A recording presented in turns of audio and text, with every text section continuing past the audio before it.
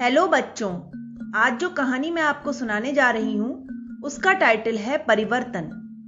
नंदन उद्यान में मीलों तक आम का वन फैला हुआ था। उस वन में अनेकों पक्षी निवास करते थे। तोता, मोर, गिलहरी, कबूतर, नीलकंठ, खरगोश, कोयल, न जाने कितने प्राणी उसमें रहते थे। सभी हंसी खुशी से गाते, खेलते, उड़ते और थिरकते। पूरे के पूरे उद्यान में उदास रहता था तो बस अंशु नाम का खरगोश। आम के पेड़ के नीचे वह चुपचाप गुमसुम बैठा रहता, न किसी से बोलता, न किसी से बातें करता। सभी प्राणियों ने उसका बहिष्कार कर रखा था। एक बार मैत्री नाम की एक कोयल दूर देश से उड़ते उड़ते आई। वह आम के उस पेड़ पर ही आकर रुकी जिसके नीचे अंशु का घर था। अंशु पर निगाह पड़ते ही बोली, नमस्ते भाई, मैं मैत्री कोयल हूं, दूर देश से उड़ते उड़ते यहां आई हूं। अंशु ने उसकी ओर आंख उठाकर भी न देखा, नीची निगाह करके ही बोला, रहोगी यहां कुछ दिन? हाँ, अभी कुछ दिन तो यहीं रहूंगी। इसके बाद अंशु ने उससे एक भी बात न की, चुपचाप अपने काम में लगा रहा। मैत्री को यह बड़ा बुरा लगा।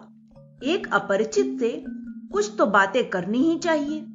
दूर देश से आए थके यात्री से कुछ तो उसकी जरूरत पूछनी ही चाहिए थी। पर अंशु में तनिक भी शिष्टाचार न था। मैत्री को तेज प्यास लगी थी, अतः वह इच्छा न रहते हुए भी बोली, क्या यहां कहीं पानी मिल सकता है? अंशु बिल के अंदर गया, एक हाथ में पानी और एक हाथ में खाना लाया। पानी देने के बाद बोला, भूखी होगी, लो खाना भी ले लो। पानी का खाली बर्तन उठाकर वह फिर बिल के अंदर घुस गया। मैत्री समझ गई कि खरगोश का दिल तो बुरा नहीं है, पर इसमें बोलने का शिष्टाचार नहीं है। मैत्री अब नंदन उद्यान में ही रहने लगी थी। उसने देखा कि अंशु से कोई पशु पक्षी बात करना भी पसंद नहीं करता। वह खुद किसी से मिलना जुलना नहीं चाहता था।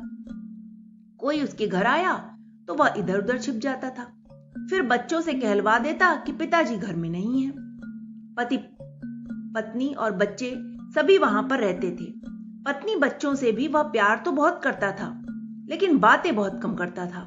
हर समय खिजलाया सा रहता था। एक बार अंशु की पत्नी बच्चों को लेकर मायके चली गई। घर में रह गया अकेला अंशु। एक दिन अचानक ही उसको तेज बुखार आ गया।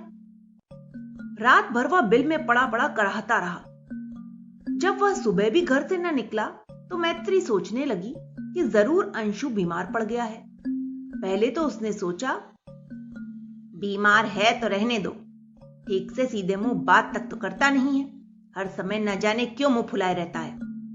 पर दूसरे ही क्षण अपने आप को इन विचारों के लिए धिक्कारते हुए कहने लगी कि यदि बुरे के साथ हम भी बुरा करने लगे तो फिर हमारी सज्जनता का मूल्य भी क्या रहा?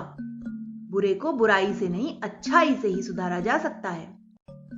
मैत्री अंशु के घर गई तो पाया कि वह तेज बुखार से तप रहा था, शरीर दर्द से छटपटा रहा था।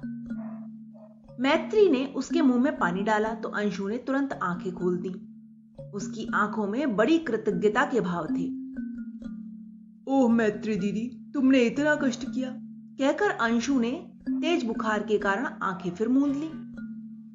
मैं भी डॉक्टर को लेकर आई, कहकर मैत्री उड़कर तेज चली गई और चेता लोमड़ी के यहां से उसे बुला लाई।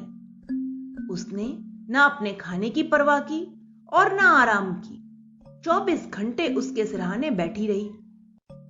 निश्चित समय पर दवाई देती, फल खिलाती, सिर पर ठंडे पानी की पट्टी रखती और उसका बदन दबाती। अंशु को इस सब से मन ही मन बड़ी लज्जा आती।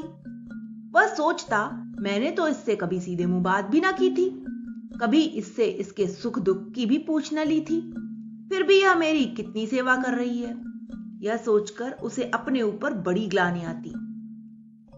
चेता लोमड़ी द्वारा नंदन उद्यान में सभी को अंशु की बीमारी की बात पता चल गई थी, पर कोई भी उसे देखने तक नहीं आया। एक दिन उससे न रहा गया।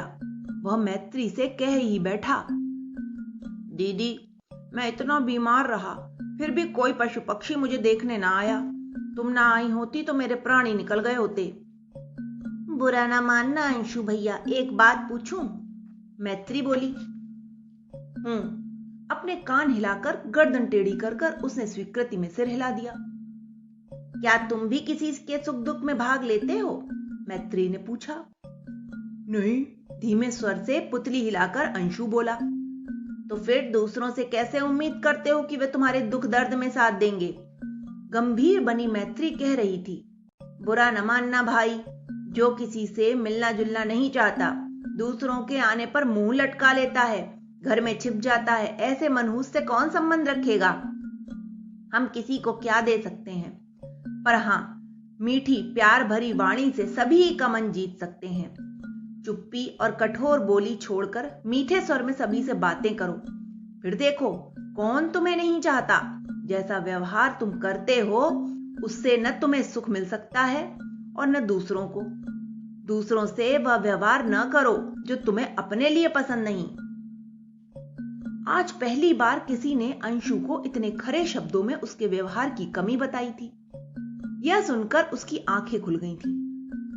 ओह, मेरे रूखे व्यवहार के कारण सभी मुझसे दूर रहना चाहते हैं।